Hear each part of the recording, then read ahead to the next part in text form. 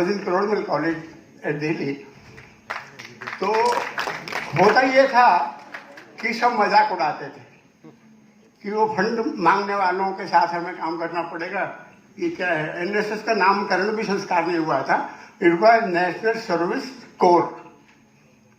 हमने कैंप किए, सब किया, फिर हमने ब्लड डोनेशन किया। Blood donation you can think of it कि 1968 में जब एक बूंद खून अगर इंजेक्शन वाला भी निकल जाता था तो लोग बेहोश हो जाते थे। उस समय रेड क्रॉस को हमने बुला के जब ब्लड डोनेशन किया है तो 48 blood donation we did in 1968 and president V V Giri call us on a cup of tea. यानी एक आज आप एक कॉल करते हैं तो ब्लड डोनेशन के 300 और 400 नंबर हो जाते हैं। हमारे 48 पे ही हमारे राष्ट्रपति जी ने बुलाया कि ये तो आपने बहुत अच्छा शुरुआत कर दिया। So this is what how we started this NSS. अभी क्या है कि एनएसएस के बारे में मैं थोड़ा सा ये कहूँगा आपसे। You are the youth, I am also 75 years old youth. So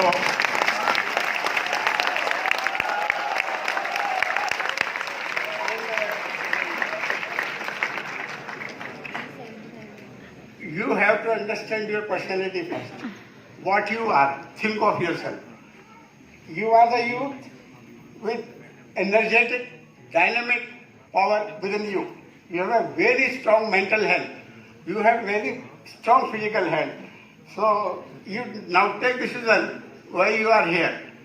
Because I wish that we should channelize this power into nation building. Unless you use your power or you concentrate on nation building, there is no use and there is no point of joining NSS. Now comes that how much you involve in social work. Social work, when you think of others, when you think of help to others, it is a part of social work. Charity is not a social work. Social means you raise a person to that state where he is self-dependent. Just distributing clothes comes under charity. But एक कहावत है अंग्रेजी की कि किसी को एक मछली आप रोज देंगे उससे ज्यादा अच्छा है कि उसे मछली पकड़ना सिखा दें। एजुकेशन इतना अच्छा हो, चाइल्ड एजुकेशन जिसमें मॉरल एजुकेशन भी हो, जो हम बच्चों को दें। क्योंकि हम ये चाहते हैं कि आने वाला भविष्य, हमारे टाइम में तो एडल्ट लिटरेसी हुआ करता था, उस समय चाइल्ड एजुकेशन पे इतना जोर नहीं था, एडल्ट लिटरेसी पे जोर था। ये सब एक बैकग्राउंड है what for NSS was made. इसका एक वो था जब हमारा कैंप इनॉग्रेट हुआ था तो एजुकेशन मिनिस्टर कोटेड दिस कि जैसे आपको फिजिकल स्ट्रेंथ बनाने के लिए विटामिन और मिनरल्स की जरूरत होती है, उसी तरीके से आपको अपने मानसिक शक्ति को बढ़ाने के लिए सोशल वर्क के द्वारा you develop your own personality. एक अच्छे कपड़े पहनने से, एक अच्छे जूते पहनने से you don't raise your personality, it is the step you move that is your personality. This is the work you do in the society for the society, that is your personality. So we started with this that NSS was meant to develop the personality through community services. अब मैं आपसे पूछा हूँ इन सब बातों के साथ, I want to know how is the जोश, हाउ इज द जोश, to keep it and work for that. Now I come that what Swami Vivekananda quoted us, क्योंकि हम स्वामी विवेकानंद को फॉलो करते हैं। उन्होंने कहा उत्तिष्ठित जागृत प्राप्य वरानी दुबोधत, arise awake and stop not till the goal is reached। अभी हमें समझ में नहीं आता कि हम इसको गोल को कैसे निश्चित करें। Number one, we should be aware of our timing. Time management is the most important part of your life. क्योंकि अगर हमारे पास टाइम ही नहीं है काम करने का, हम ऐसा मन में भावना ले आते हैं कि सेवा करने का टाइम नहीं है, पढ़ने का टाइम नहीं है, तो कहीं ना कहीं आपके सोच को गलती है। You have to check it. So first know your passion, find your passion कि आपका पैशन क्या है। इस पैशन को believe in your self, trust your knowledge and take risk and follow your dreams. Now believe me, nothing can stop you unless you are your own wall to stop you. So you have to be very careful that what you have decided, you have to achieve it. And you will definitely achieve it. Now coming back to the topic, rebuilding nature through innovation. This is a very good topic. I learned when I got invitation. So मैं तो सारा ये सोचने लगा, मैंने कहा अब तक जो हम एनएसएस में करते थे, अब तो ये बहुत एक अच्छी चीज़ एनएसएस को मिल गई है, क्योंकि जो हमने नेचर के साथ खिलवाड़ किया है, वो न्यूटन से ला है ना, to every action there is equal and opposite reaction.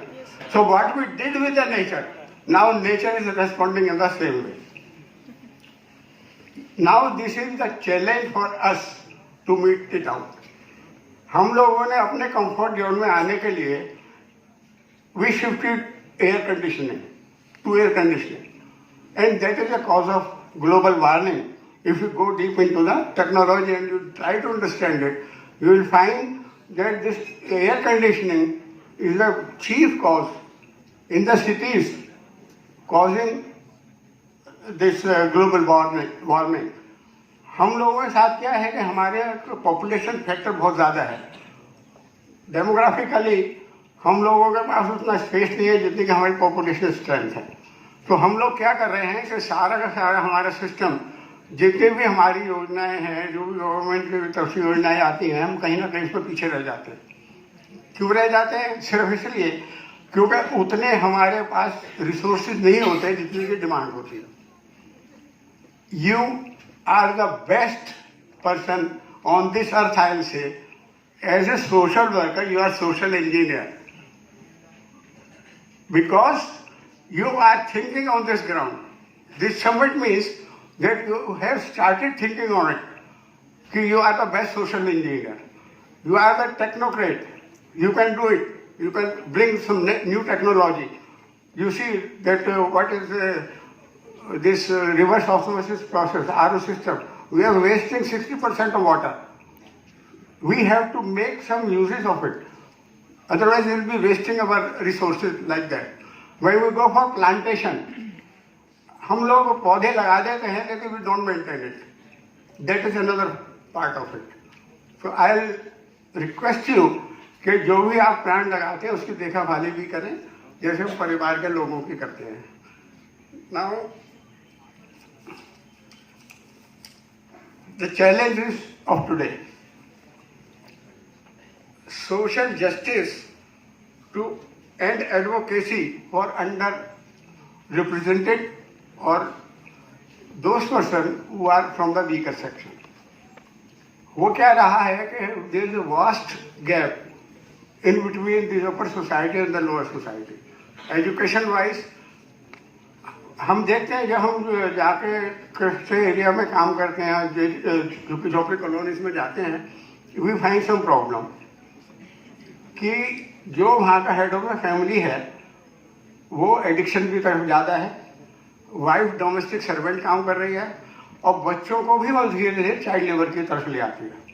Why it is happening? क्योंकि हम लोग मेड्स पे डिपेंडेंट होने लगे हैं। कहीं ना कहीं उसका कारण है, अगर हम इसका खुद हमें अपने काम को अपने हाथ में लेंगे तो कहीं ना कहीं उन परिवारों को सोचना पड़ेगा कि हम लोगों को आगे बढ़ने के लिए कुछ मेहनत करनी है, and we will help for that. हम उनको रेज करेंगे, लेकिन हम तो कहीं ना कहीं उनको रोक रहे हैं। Without maid we can not work. हम घर ही नहीं चला सकते। जब आप सफाई अभियान चलाते हैं तो घर की सफाई क्यों नहीं करते? क्यों नहीं कर सकते?